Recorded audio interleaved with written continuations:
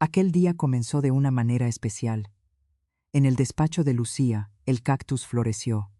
Llevaba unos 5 años en su maceta de la ventana, absorbiendo agua y ensanchándose. Se lo había dejado un antiguo vaquero que trabajó allí, quien le aseguró que jamás había dado una flor. Lucía ya se había resignado, convenciéndose de que la simple presencia de la planta purificaba el aire polvoriento del rancho. Pero de pronto brotó una vara. Durante días, Lucía esperó con ansias. Aquella mañana, en el alféizar, la esperaba una sorpresa. Una enorme flor de color lechoso la miraba fijamente. Lucía ahogó un grito y, olvidando quitarse el rebozo, se acercó a contemplar aquel milagro de la frontera, acariciando el aire a su alrededor sin atreverse a tocarla, buscando un aroma inexistente. «Vaya, floreció», exclamó Natalia, su compañera. Lucía dio un brinco. No la había oído entrar. Natalia se acercó con osadía e intentó tocar el capullo, pero Lucía apartó su mano con firmeza. «No lo toques, Natalia. Leí que estas flores duran apenas un día. Si la manoseas, se marchitará antes». «¿Un solo día? ¿Qué cosas?», se extrañó Natalia. «Oye, ¿y no hay leyendas sobre los cactus que florecen en el desierto?». Antes de que pudieran comentarlo, Tomasa, la mujer encargada de la limpieza de la hacienda, entró y sentenció. «Las hay, y dicen que al dueño le esperan grandes cambios en su vida, una boda, un nuevo amor o el nacimiento de un hijo. Como la flor es blanca, será una niña», afirmó Tomasa con una sonrisa. Lucía soltó una carcajada. «¿Una niña a mis más de 40 años? Ya tengo a mi hijo Mateo, de 20 años, que estudia en la ciudad, y de un nuevo romance ni hablar. Mi esposo Olegario no lo permitiría.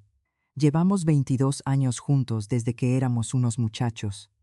Tomasa mencionó algo sobre golpes de fortuna o sacarse la lotería, pero esas esperanzas eran tan efímeras como el viento del páramo. Durante el día, casi todos en la hacienda pasaron a mirar la flor, pero Lucía se plantó ante la ventana como un guardián con escopeta, protegiendo su tesoro. Aquella flor salpicaba de color la racha amarga que arrastraba su familia. Hacía un año, Olegario sufrió un accidente. Él, que trabajaba en una estación de carretas y diligencias reparando los carruajes de otros, no pudo controlar su propio caballo y su carreta volcó en terreno llano. Por suerte no dañó a nadie, pero él quedó tocado. Al principio no parecía tener ni un rasguño, solo un golpe en la cabeza, y rechazó al curandero. Pero a los pocos días comenzaron unos dolores de cabeza terribles que lo hacían desmayarse. Visitó a varios médicos de la región, y ninguno encontraba nada. Olegario pasaba los días tendido en el catre con un paño húmedo en la frente. Obviamente, dejó de trabajar. Fue entonces cuando apareció Estela, una antigua compañera de escuela de Olegario que trabajaba en un hospital privado del pueblo grande. Se cruzaron por azar en la botica del pueblo, y al enterarse de la desgracia, Estela le ofreció llevarlo a su centro médico, argumentando que tenían mejores remedios y especialistas que el curandero del pueblo. Pero todo aquello requería de muchas monedas de oro. Olegario gastó los ahorros destinados a que su hijo Mateo comprara unas tierras tras terminar sus estudios. Lo importante era que Olegario sanara. Los médicos del centro resultaron hábiles, y Estela entre ellos. Determinaron que Olegario tenía una dolencia interna en la cabeza. Operar era arriesgado, así que recetaron un tratamiento muy costoso. Para pagarlo, necesitaban un préstamo, pero los prestamistas no le darían dinero a un hombre que llevaba 6 meses sin trabajar y a quien su patrón ya había despedido. Lucía, por amor, decidió pedir el crédito a su nombre. Le pidió disculpas a su hijo Mateo, pero el muchacho, comprensivo, le dijo que lo primero era la salud de su padre, pues él ya ganaba algunos reales trabajando por su cuenta. El tratamiento costaba una fortuna. Lucía pidió casi 2 millones de reales, y los transfirió de inmediato a la clínica. Olegario pareció revivir y acudía solo a sus consultas, prohibiéndole a Lucía que lo acompañara para no importunarla en su trabajo en la biblioteca del pueblo. Pronto mejoró, pero no hablaba de volver a trabajar, alegando que aún se sentía débil. Lucía lo compadecía. Él había sido su primer y único amor, el hombre más apuesto de la comarca. Se conocieron cuando ella, estudiaba el archivo histórico, y él aprendía el oficio de mecánico de diligencias. Gente sencilla. A la madre de Olegario, doña Ana, no le gustó la elección. La primera vez que vio a Lucía, dijo que parecía una flor de invernadero, una criatura flaca y diminuta incapaz de soportar el peso de un hogar norteño. Pero Lucía no se ofendió. Sabía guisar y llevar una casa, pues su madre había muerto cuando ella tenía 14 años, y tuvo que hacerse cargo de su padre hasta que éste falleció, poco antes del nacimiento de Mateo. Con el tiempo, doña Ana aceptó a la nuera, sobre todo porque Lucía no llegó con las manos vacías, sino que llevó a Olegario a vivir, a la casa que heredó de su padre. Doña Ana adoraba a su nieto Mateo, pero a Lucía siempre la miró con desdén. Lucía simplemente aprendió a ignorar sus quejas. Nadie imaginó que llegaría el día en que doña Ana dependería por completo de Lucía.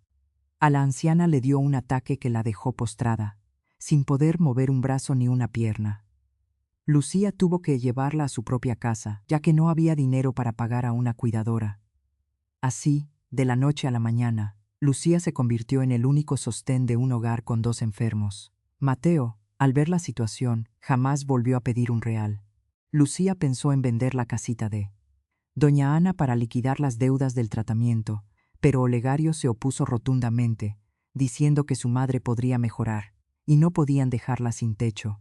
Lucía cedió y, como una mula de carga, redobló el esfuerzo, de día en el archivo, y por las noches traduciendo documentos extranjeros y redactando memorias para estudiantes flojos. Olegario ayudaba poco, casi siempre de manera moral, acompañaba a su madre o recogía el correo, y rara vez lavaba un plato. Lucía regresaba a limpiar, cocinar y atender a la anciana postrada. A pesar de los viejos desplantes, Lucía trataba a doña Ana con dulzura, mientras la anciana, habiendo perdido el habla, solo lloraba y emitía lamentos.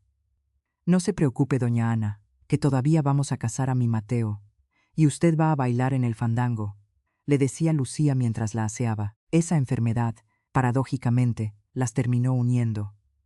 A veces Lucía le reclamaba a Olegario que pasara tan poco tiempo con su madre estando todo el día en la casa. Tengo que descansar, mujer, después de las consultas me estalla la cabeza. Sigo muy débil, respondía él, evadiendo la queja. Lucía callaba. Estaba exhausta de las faenas, las deudas y el trabajo. Su único consuelo era el recuerdo borroso de un viaje a la costa que hizo con sus padres, cuando era niña. Las olas templadas del mar, el viento libre, la arena dorada y la sensación de estar protegida. ¿Cuántas veces le pidió a Olegario ir al mar? Pero la respuesta siempre era la misma. ¿De dónde saco el dinero? Lucía esperaba en silencio que él buscara trabajo, pues el crédito la estaba ahogando. Hacia el mediodía, un alboroto interrumpió su labor en el archivo. Natalia entró corriendo. Lucía, se rompió una tubería en las letrinas. El agua corre hacia el sótano. Los archivos históricos, exclamó Lucía, dispuesta a correr a salvar los papeles viejos. Tranquila, que en esa esquina no hay documentos, la detuvo Natalia riendo. Siempre quiere salvar a todo el mundo. Ojalá la directora nos deje ir a casa, sin agua no se puede trabajar. En ese momento apareció doña Olga, la directora del archivo, una mujer mayor y de semblante severo a quien todos temían. Vayan a sus casas, cerraremos por razones técnicas, anunció secamente doña Olga. Lucía, ¿desea quedarse a adelantar trabajo? No, doña Olga, me voy con los demás, murmuró Lucía. Al salir, Natalia la invitó a recorrer el mercado de mantas y ropa, pero Lucía solo llevaba unos cuantos reales en el bolsillo y tenía un hogar que atender. Además, debía terminar el escrito de un estudiante para poder enviarle algo de dinero a Mateo. Ay, Lucía, deberías pensar en ti de vez en cuando, suspiró Natalia al despedirse en la parada de las carretas de pasajeros. De camino, Lucía compró un pollo y unas manzanas en el mercado. Quería preparar un estofado y una tarta, para alegrar a Olegario y a doña Ana, quien ya empezaba a pasar mejor los alimentos sólidos.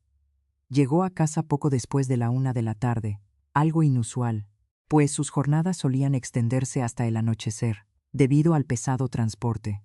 «Ya llegué», anunció al abrir la puerta principal. Nadie respondió.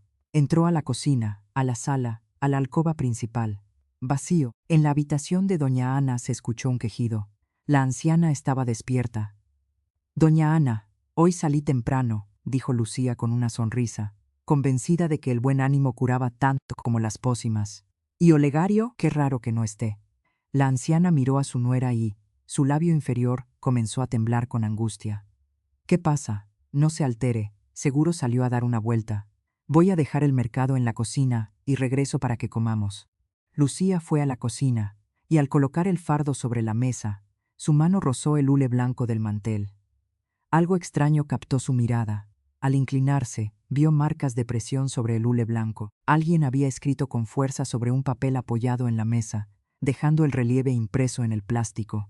Era la caligrafía de su esposo. «Estela, tú eres mi vida». Esas eran las palabras. Estela. A Lucía se le heló la sangre. ¿A quién le juraba amor su esposo con tanto romanticismo de pasquín? Entonces ató cabos. Estela, la compañera de la clínica. No, no podía ser. Olegario la amaba. Jamás hubo una sospecha entre ellos. ¿Pero qué significaba aquello? ¿Y dónde estaba él? Marcó el número de la oficina del telégrafo, o el contacto de la clínica donde solía reportarse. Tras varios intentos, Olegario respondió con voz adormilada. «Hola, Lucía, ¿qué pasa?» «¿Dónde estás, Olegario?», preguntó ella intentando sonar calmada. «¿Cómo que dónde? En la casa, mujer, me quedé dormido después de comer». «¿En la casa?», repitió ella estupefacta. «¿Sí? ¿Ocurre algo?» «No, solo quería saber cómo seguía doña Ana. Me pareció verla muy decaída esta mañana». «¿Llamo al médico?» «Está bien, caray», respondió él con fastidio. «Está durmiendo. Ya le di de comer y sus remedios. Todo en orden. Está bien, duerme entonces». Y cortó la comunicación. Lucía se quedó de piedra. Olegario le mentía descaradamente. Pero lo peor era el desprecio hacia su propia madre. Doña Ana no había probado bocado. Su jícara y su plato limpios seguían exactamente en el mismo sitio del anaquel donde Lucía los había dejado por la mañana. Cuando Olegario la alimentaba, solía dejar los trastes sucios en la batea. Una sospecha terrible la asaltó. ¿Cuántas veces la habría dejado sin comer, dándole los remedios a destiempo? Fue al cuarto de doña Ana y revisó el pastillero. La dosis del mediodía seguía intacta. Olegario no le daba las medicinas, y por eso la anciana no mejoraba. Con el corazón encogido, Lucía preparó la comida, alimentó a su suegra y le dio sus remedios. Decidió callar y observar.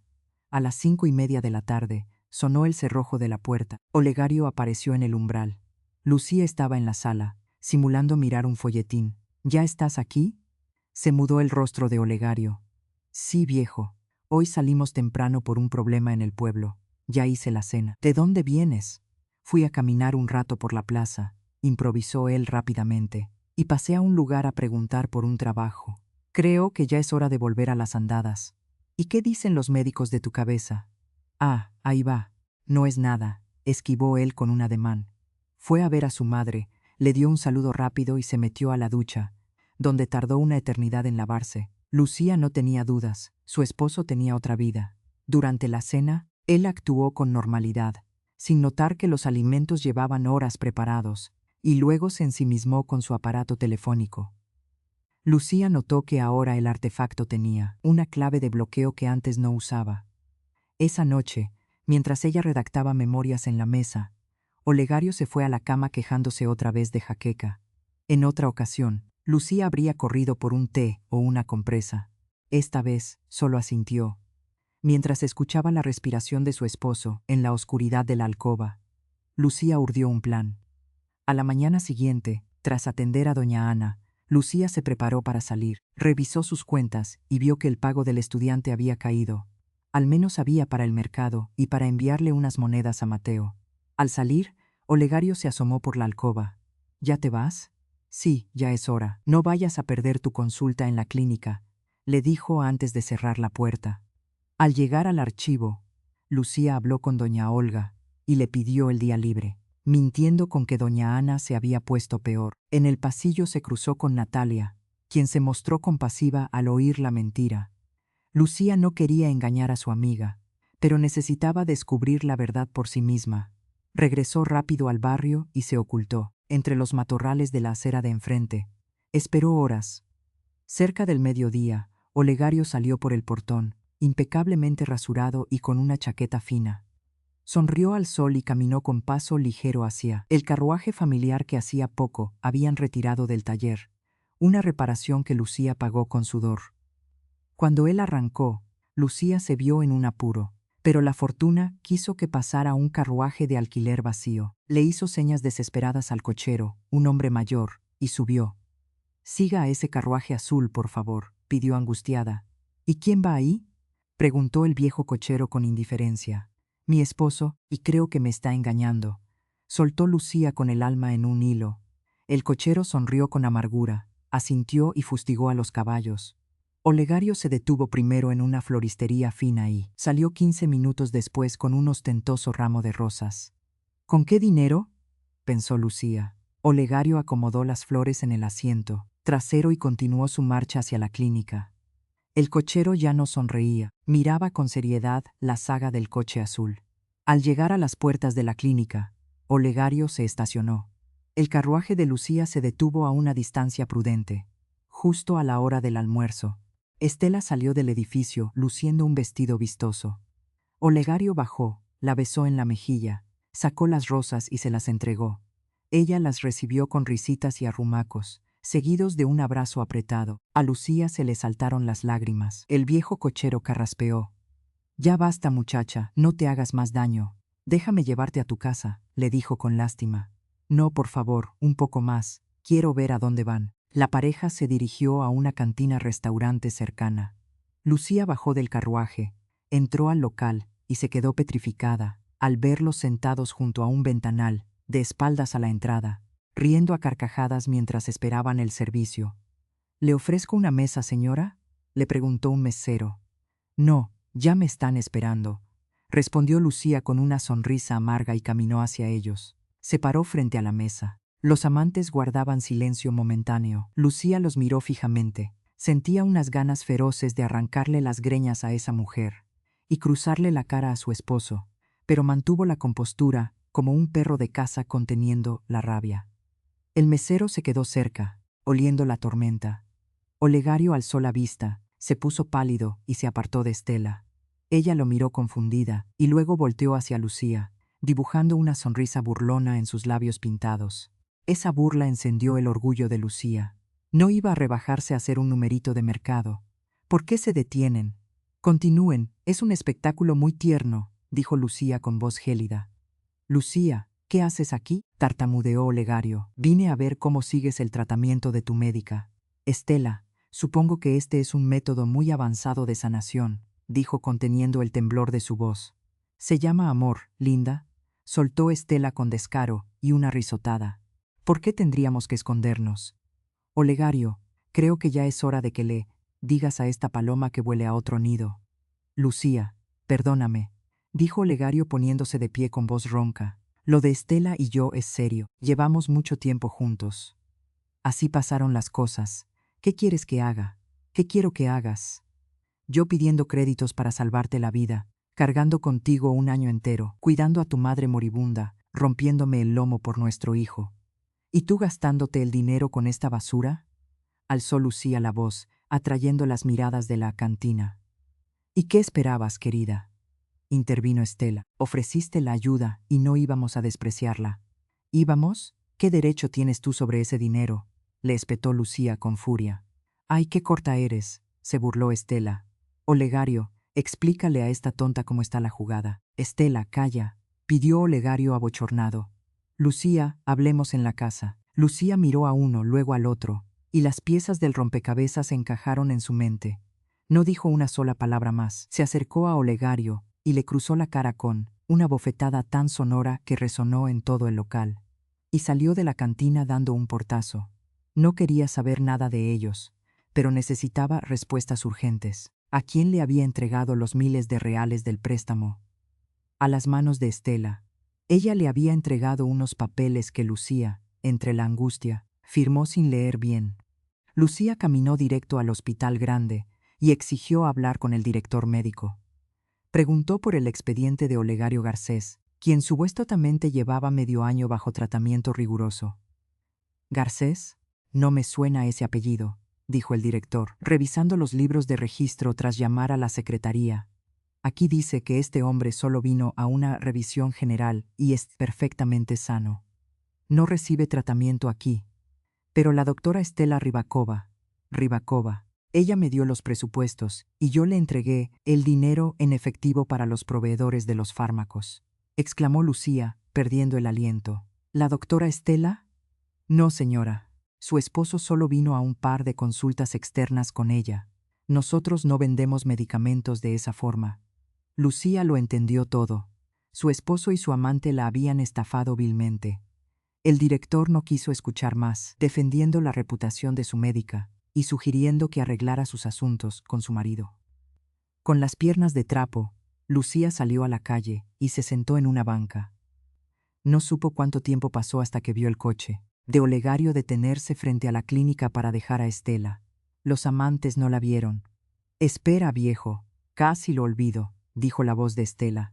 Ella caminó hacia otro carruaje de lujo, reluciente y nuevo, le quitó el seguro, sacó un envoltorio y se lo dio a Olegario con un beso antes de entrar al edificio. Lucía reaccionó y corrió hacia el coche de su esposo, abordándolo por la fuerza antes de que arrancara. «Olegario, ¿qué clase de monstruo eres? No solo me traicionaste, me robaste, me mentiste todo este tiempo. Estás sano. Lucía, bájate y déjate de histerias», dijo él con desprecio, guardando el paquete en la guantera. «¿Histerias? Me viste la cara de tonta mientras yo trabajaba día y noche. ¿No te da vergüenza?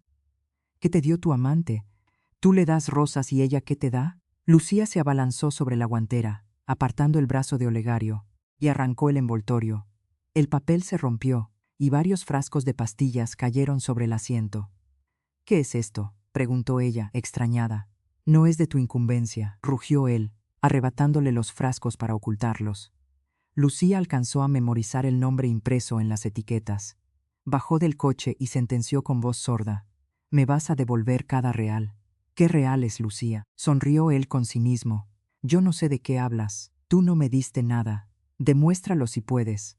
Al ver la frialdad de aquel hombre, Lucía sintió que el mundo se le venía abajo. Se sentó en la plaza, sacó su aparato y buscó el nombre del fármaco en los registros médicos disponibles. Lo que descubrió la dejó helada. Era un potente sedante psicotrópico que se usaba en los manicomios para mantener a los pacientes en un estado de letargo absoluto. ¿Para qué quería Olegario eso? Entonces una sospecha aún más siniestra cobró fuerza. Doña Ana, a pesar de los cuidados y los masajes de Lucía, la anciana no mejoraba y caía en estados de inconsciencia profunda cada vez que Lucía regresaba del trabajo. El médico del pueblo no se explicaba el retroceso. ¿Su propio hijo la estaba envenenando con esos fármacos? ¿Por qué? La respuesta era la herencia, la casita de doña Ana. Por eso Olegario no quería que la declararan incapacitada ni vender la propiedad formalmente. Si lo hacían por la vía legal, el dinero se usaría para pagar las deudas del crédito y ayudar a Mateo. Él quería deshacerse de su madre en silencio para heredar la propiedad de forma directa y limpia, disponiendo de ella a su antojo con Estela. Lucía corrió a la casa. Olegario ya estaba allí, viendo el folletín en la sala como si nada. Doña Ana dormía profundamente. «¿Y tú crees que vas a seguir viviendo aquí como si nada?», le espetó Lucía desde el umbral. «Tengo mi nombre en el registro de esta casa».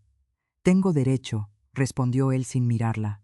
«Además, qué bueno que ya sabes lo de Estela. Ya me tenía harto tener que inventar consultas y pagar posadas baratas para vernos. Estaba cansado de ver tu cara de amargada todos los días». «Pues lárgate de una vez si tanto te amarga». «Me iré, pero cuando me pegue la gana», dijo él con chulería. «Te irás ahora mismo, antes de que termines de mandar a la tumba a tu madre, con esas porquerías de pastillas que te da tu amante», soltó Lucía. El rostro de Olegario se desfiguró. Se levantó de golpe, gritando que eran locuras y calumnias. «Mañana mismo vendrá el médico del pueblo a hacerle un análisis de sangre a doña Ana», dijo Lucía, con la voz trémula pero firme. «Si sale limpia de sustancias, te pediré disculpas. Si no, llamo a los comisarios de la ley ahora mismo». Olegario pareció encogerse. Miró hacia la ventana sopesando la situación. «Está bien, me largo», dijo con amargura. «Total, ya me cansé de ti y de la vieja. Dios me perdone». Comenzó a empacar sus pertenencias a toda prisa. Antes de cruzar la puerta, volteó con rencor. ¿Cómo supiste lo de la cantina? Dejaste la marca de tu recado en el mantel de hule.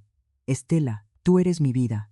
Te traicionó tu maldito romanticismo. Olegario soltó una carcajada seca. Qué tonta eres. Estela tiene razón. Era la dedicatoria para el ramo de rosas. Siempre le escribo notas lindas. Esta vez la escribí en la cocina y apreté de más el lápiz. A mí jamás me escribiste una nota así, porque nunca te lo ganaste. A Estela la amé desde la escuela, antes de que se fuera a la capital. El destino nos volvió a juntar en la botica, y esto es el verdadero amor, aunque una analfabeta como tú jamás lo entendería, y salió azotando la puerta. Lucía se derrumbó, se mordió los puños y ahogó sus llantos en una almohada para no despertar a doña Ana, quien seguía bajo los efectos del sedante que Olegario le había suministrado antes de su llegada. Pasó la noche en vela, llorando por los años perdidos y planeando el divorcio legal. Le preocupaba cómo explicárselo a Mateo. No quería destruir la imagen de su padre, pero tampoco podía callar la infamia. Y doña Ana, aunque ya no fuera su suegra formalmente, no podía abandonarla en un asilo de beneficencia. Decidió cambiar los cerrojos de la casa al día siguiente y acudir al juzgado civil. Pidió una semana de licencia sin goce de sueldo en el archivo. La directora refunfuñó, pero aceptó al saber de la supuesta gravedad de la anciana. Un cerrajero cambió las cerraduras y, por la tarde, Lucía tramitó la demanda de divorcio. Olegario no dio señales de vida, refugiado seguramente en el rancho o la casa de Estela. A última hora de la noche sonó el aparato telefónico. Era Mateo. «Hola mamá, ¿cómo están? No he podido localizar a mi papá». «Tu papá salió de viaje de negocios, hijo», improvisó Lucía nerviosa. «¿De viaje? ¿Consiguió trabajo? ¿Ya está mejor de la cabeza?» «Sí, llamó y regresó a la compra de refacciones para carretas en el norte». «¿Y tú cómo estás, mamá?» «Creo que me voy a casar». «¿Cómo que te vas a casar, Mateo? Si no has terminado tus estudios», exclamó Lucía. «Nos amamos, mamá. Es Valeria, una compañera de la carrera que viene de las tierras del sur. Queremos hacer las cosas bien. Ustedes se casaron a nuestra edad, ¿no? Queremos ir a visitarlas después de los exámenes». «Ay, hijo, si tu corazón dice que es ella, adelante», suspiró Lucía, recordando con tristeza cómo su propio corazón la había engañado años atrás, aunque decidió guardarse la verdad para no amargar la felicidad de su hijo. Los días siguientes fueron de total entrega a doña Ana. Sin la presencia de Olegario y sus dosis malditas, la anciana comenzó a mostrar una notable mejoría. Al tercer día ya podía apretar la mano de Lucía, y, para el fin de semana, empezó a balbucear sus primeras palabras con una voz ronca y débil. El domingo ocurrió el milagro. «¿Dónde está Olegario?», preguntó doña Ana con dificultad. «Él ya no vive aquí», respondió Lucía tras una pausa. «Lo echaste», susurró la anciana, dejando escapar un hondo suspiro. «Hiciste bien, mi niña». Lucía la miró sorprendida. Doña Ana, reuniendo las pocas fuerzas que tenía, le confesó una verdad terrible. Ella había descubierto la traición de Olegario mucho antes. Lo vio en la plaza del pueblo con Estela y le exigió cuentas. Olegario, burlón, le confesó cómo se había quedado con el dinero del préstamo de Lucía para comprarle un carruaje nuevo a su amante. Doña Ana le exigió que dejara a esa mujer, pero él la ignoró. Días después, Olegario fue a la casa de la anciana a exigirle que vendiera su propiedad para financiarle un negocio propio. Al negarse doña Ana, Olegario montó en cólera, gritándole y amenazándola con los puños. El susto le provocó el ataque cerebral a la pobre mujer. En lugar de buscar ayuda médica, Olegario registró la casa, robó unas monedas de oro que la anciana guardaba en un cofre y la dejó tirada a su suerte. Fue Lucía quien la encontró horas más tarde, gracias a que tenía copia de las llaves, pero el tiempo perdido causó la parálisis. Luego, estando ya en la casa de Lucía, Olegario notó que su madre empezaba a reaccionar y comenzó a darle las pastillas que Estela le proporcionaba para mantenerla callada y sumisa, esperando que la muerte natural lo convirtiera en el único heredero de la propiedad sin mediación de los tribunales. «No se angustie, doña Ana», la consoló Lucía, llorando. «Olegario pagará por esto ante la justicia divina». «¿Y tú, vas a perdonarlo?», preguntó la anciana. «Mi perdón no importa. Solo desearía que devolviera lo que robó.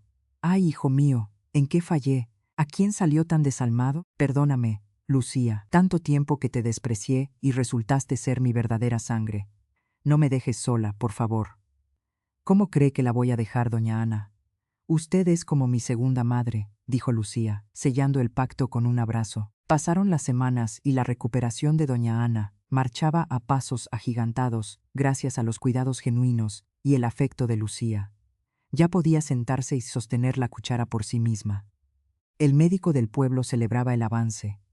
Pronto estará bailando un jarabe tapatío, doña Ana. Olegario nunca llamó para preguntar por su madre, pero una tarde se presentó en la casa, acompañado de 2 hombres con maletines y batas blancas. Lucía preparaba la cena cuando llamaron con insistencia a la puerta. «Quítate», dijo Olegario con altanería. «Vengo con los peritos vitos médicos para evaluar el estado mental de mi madre y declararla interdicta». «¿Para declararla incapacitada y quedarte con sus tierras y su casa?», se plantó Lucía como una roca en el umbral. «Lárgate de aquí antes de que llame a las autoridades. Debería darte vergüenza». «¿Vergüenza de qué? ¿Qué me vas a reclamar si ya no eres nada mío?» «El divorcio sale la próxima semana», se mofó él. «Vengo por lo que es mío y a llevarme a mi madre, que seguro la tienes viviendo como un animal, para quedarte con su pensión. Eres una ladrona, Lucía». Los hombres de bata blanca se miraron entre sí, incómodos por la disputa familiar. En ese momento, unos pasos resonaron en la escalera exterior. Eran Mateo y Valeria, quienes habían llegado de sorpresa. «Mamá, papá, ¿qué escándalo es este?», preguntó Mateo, estupefacto. Lucía corrió a abrazar a su hijo, olvidando la puerta. Olegario aprovechó para entrar al pasillo con los peritos, pero se topó con una visión que lo dejó mudo.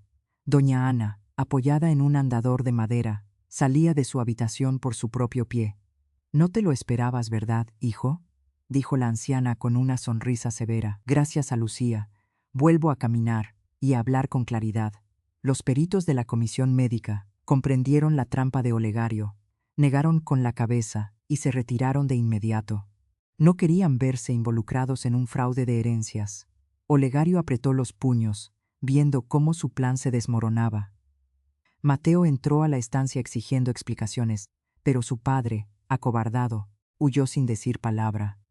Lucía tuvo que contarle la verdad a Mateo, omitiendo los detalles más escabrosos para no herirlo tanto. El muchacho quedó consternado al descubrirla verdadera naturaleza del hombre al que idealizaba. Perdió el juicio por esa mujer, sentenció doña Ana con tristeza. Ya la vida le pasará la factura.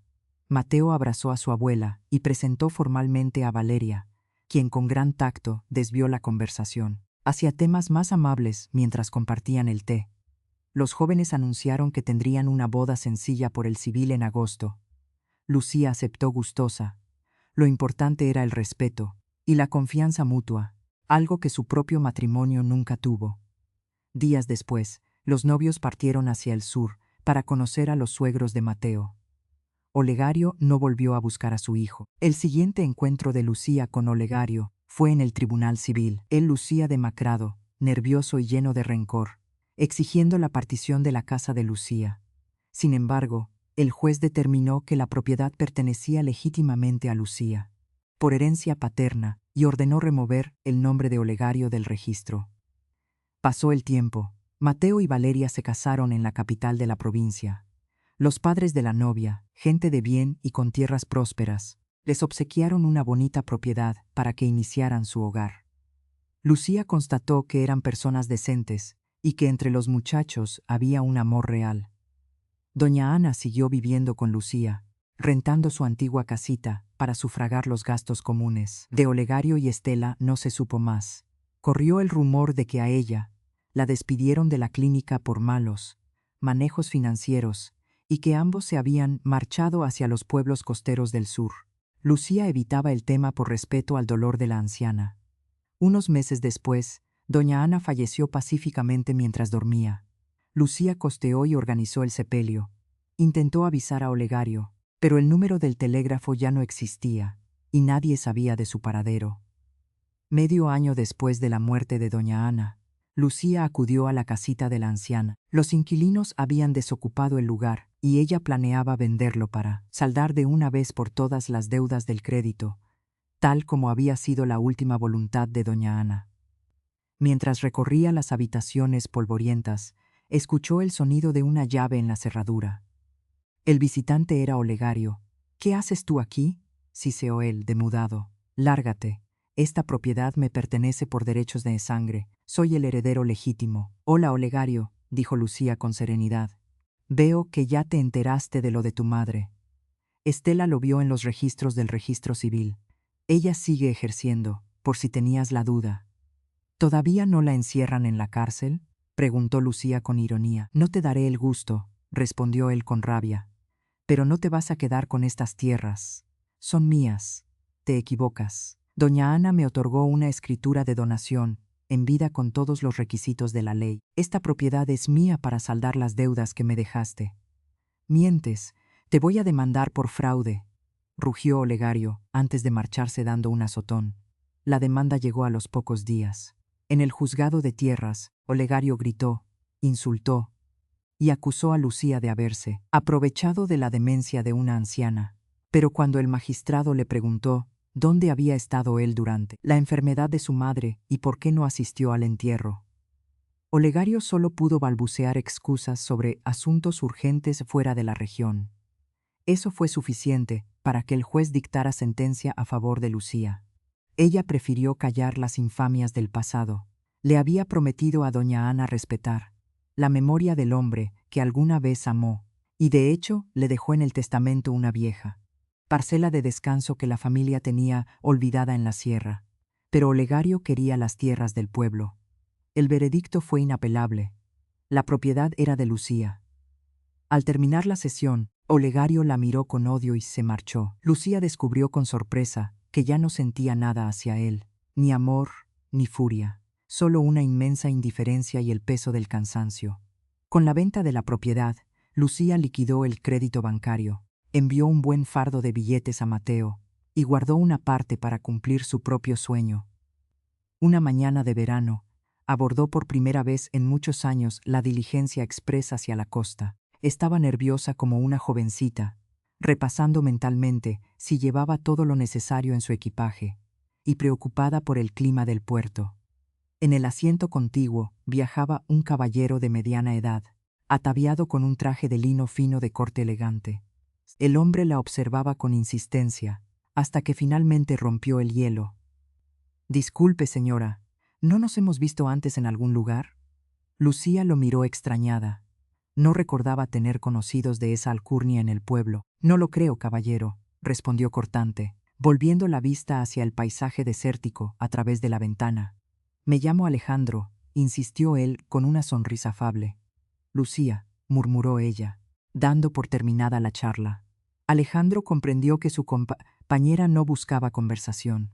El viaje continuaba, y él intentaba distraerse del tedio de un viaje de negocios imprevisto. Sin embargo, la mirada verde de la mujer se le hacía extrañamente familiar. Al llegar a la última estación antes del puerto, Alejandro dio un respingo de memoria. «Ya sé de qué la conozco», excluyó. «Usted acudió a las oficinas de mi banco en la cabecera municipal a solicitar un crédito de emergencia. Estaba muy angustiada. Me parece que era para el tratamiento de su esposo. Yo mismo firmé la autorización especial porque el caso presentaba algunas dificultades de garantía». Lucía sonrió con amargura. «Vaya memoria. ¿Acaso recuerda a todos sus deudores, don Alejandro?». «A todos no, pero sus ojos verdes me resultaron inolvidables. Tienen el color de los olivos de las haciendas del sur». «Los ojos de la desgracia suelen ser verdes», replicó ella, aunque la charla empezaba a resultarle agradable. «Yo diría que son los ojos de la buena fortuna», dijo él en voz baja. «Su esposo fue un hombre muy afortunado». «Quizá, pero no supo valorarlo», respondió Lucía tras una pausa. «Es hora de bajar. Le agradezco mucho el favor que me hizo con aquel dinero en su momento. Ya todo eso quedó en el pasado». Se despidieron en la terminal de carretas y Lucía se instaló en una pequeña posada frente al mar. Comenzaron sus anheladas vacaciones, el sol ardiente, las olas mansas, la arena entre los dedos y los pregones de los vendedores de frutas de la playa. La racha amarga había terminado. Días después, se cruzaron por azar en una de las coloridas calles del puerto. Lucía admiraba los portales antiguos, y Alejandro caminaba sin rumbo fijo. Se suponía que debía haber regresado a la ciudad de los negocios, pero algo, o alguien, lo había retenido en la costa. Se miraron, sonrieron, y compartieron el resto de la tarde. Alejandro también arrastraba un divorcio difícil de su época en la capital, y llevaba años en la más absoluta soledad. El romance floreció bajo el sol del puerto, y regresaron juntos al pueblo. Se casaron en una ceremonia civil íntima, aunque la noticia del compromiso del prominente banquero con una humilde archivista no tardó en comentarse en las tertulias del casino local. A ellos no les importó el chisme. Eran dos almas solitarias que se habían encontrado en el desierto. Lucía no dejó su trabajo en el archivo histórico, pese a que Alejandro no entendía por qué. Seguía gastando sus fuerzas por unos cuantos reales. «Es que amo los papeles viejos», respondía ella riendo. Sin embargo, al poco tiempo tuvo que presentar su renuncia por órdenes del médico. A sus casi 45 años, un milagro tocaba a su puerta. Estaba encinta. Al principio, Lucía sintió el temor del qué dirán, una mujer de su edad y a punto de ser abuela por parte de Mateo, pero su hijo reaccionó con alegría desbordante, a través de la línea del telégrafo. «Es una gran noticia, mamá. Valeria y yo estamos muy felices por ti». El día que Lucía fue al archivo a recoger sus pertenencias, Natalia la recibió con misterio. «Ven a ver esto, Lucía. Me mudé a tu antiguo despacho». En el alféizar de la ventana, el viejo cactus había vuelto a florecer tras 3 años de aparente sequía. Una inmensa flor blanca de seda se abría al sol. «Ya ves que la leyenda de Tomasa no miente. La flor anuncia grandes cambios», dijo Natalia emocionada. Aquellos cambios parecieron una maldición al principio, recordó Lucía conmovida, mirando el capullo lechoso. «Pero te trajeron la verdadera felicidad», repuso Natalia, señalando con la mirada el vientre de su amiga. «Por cierto, ¿qué va a ser?» «Una niña», sonrió Lucía. «Te lo dije. La profecía del desierto nunca falla», exclamó Natalia, y ambas rompieron en risas frente a la hermosa flor blanca. En su momento, Lucía dio a luz a una hermosa y sana criatura, borrando para siempre las sombras de su vida. Solo una vez más el pasado llamó a su puerta. Recibió un telegrama de un hospital de otra provincia lejana informando que Olegario había sufrido una grave caída de una carreta, y las secuelas le impedirían volver a caminar. «Él ya no es mi esposo. Debe tener a otra mujer a su lado», respondió Lucía por correspondencia. La mujer que lo acompañaba lo abandonó en cuanto supo que quedaría inválido, explicó el reporte del hospital de caridad. «No tiene a dónde ir», y él proporcionó su antiguo rumbo. Lucía suspiró, pensando en Mateo. Por el amor a su hijo, consultó la situación con Alejandro. Su esposo comprendió la nobleza de Lucía. Olegario no merecía piedad, pero Mateo no debía cargar con la pena de saber a su padre abandonado. Como un perro en los caminos, Alejandro usó sus influencias y recursos para reclutar a Olegario en una hacienda de beneficencia regentada por religiosos, donde recibiría techo, comida y asistencia médica. Era lo máximo que podían hacer por él. Mateo visitó a su padre en aquel hospicio una tarde, pero Olegario, carcomido por el rencor, solo escupió maldiciones y reproches hacia su propio hijo. El muchacho salió con el corazón quebrado, comprendiendo que aquel hombre testarudo y amargado nunca cambiaría. Prefería culpar al mundo de sus propias desgracias, antes que agradecer la clemencia de quienes lo ayudaban. Mateo regresó al sur con su esposa e hijo, prometiéndose ser el protector que su propia madre nunca tuvo en su juventud. A veces, Lucía contempla el mantel de su mesa en la hacienda y reflexiona sobre los hilos del destino. Una simple marca invisible en un pedazo de hule blanco cambió el rumbo de su existencia. Hay una justicia divina que acomoda las piezas del drama de la vida, y al final del camino, la rectitud del corazón siempre encuentra su verdadera recompensa en la inmensidad de la frontera.